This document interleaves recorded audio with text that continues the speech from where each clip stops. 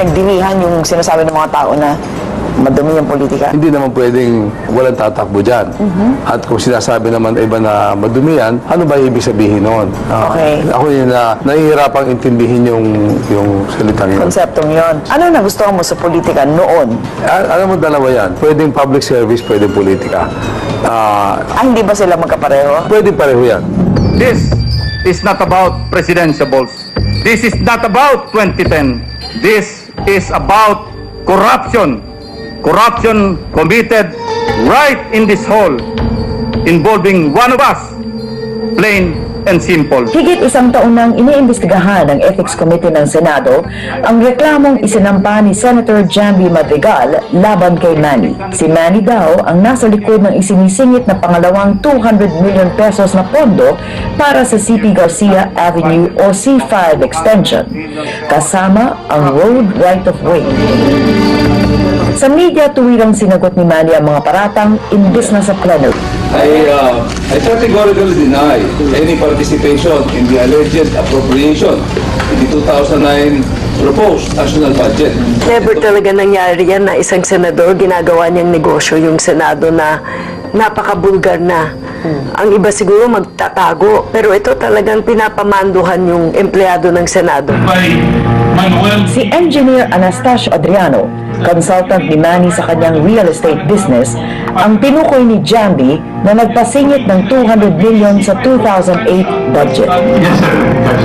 Ayon sa testimonya sa Senado ni Adriano kung September 29, may basbas daw ni Manny ang pinalagay niyang karagdagang 400 million pesos kahit alam niyang napaglaanan na ito ng 200 million nung una pa lang. Kasama sa pagkakagastusan ng dagdag na pondo, ang bayad sa right-of-way na mapupunta sa kumpanya ng mga bilyar. 200 million pesos lang ang naaprubahan sa pinasingit ni Adriano. Sa pag-iimbestiga ng Senado, nanganak ang issue. Yung insertion, hindi po yan yung issue na malaki. Ito kasi napakalaking parang conspiracy ito. Ito po yung original alignment. Itong C5 SLEX hanggang sa coastal. Diretso. Correct. Ang ginawa niya, linihis niya at nag-umpisa dito sila. Ito yung paglilihis niya sa gitna na para dumaan sa lahat ng property. Itong orange. Okay. Ito ng properties niya. Lahat nito bilyar property. Oh. Ang pagkakamali ni Senator Jamby, akala niya isa lang kali yan na dinivert. Dalawa yan. Identified as PRB alignment. Sa paliwanag ng Department of Public Works and Highways, totoong may dalawang road projects. Pero ang pondong isiningit ay para lang sa C5 extension, ang proyektong itinulak ng mag-asawang Manny at Cynthia noong 1998. Sabi ng DPWH, binili raw ng gobyerno ang lupa ni Manny para doon padadaanin ang C5 extension dahil walang istrukturang tatamaan doon. Ginagamit niya talaga yung kanyang posisyon.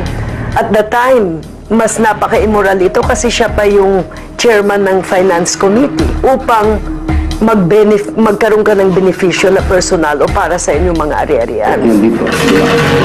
Sabi ng mag-asawang Villar, maiibsan daw ang matinding traffic sa may coastal area kung magkakaroon ng panibagong daan ang mga motorista. Ang naunang plano na 32.5 kilometers ay hanggang multinational village lang. Tinatayang 4.2 billion pesos ang karagdagang gastusin ng gobyerno. The original cost.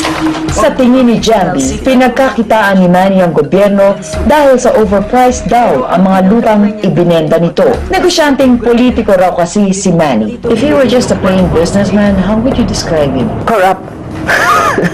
Isang tao na gumagamit ng pera ng ibang tao upang yumaman o pera ng gobyerno. Kami, all our lives, never depended on our position. Na naghahanap buhay kami. And then, yung position namin talagang, yung whatever we get from there, we give to the people.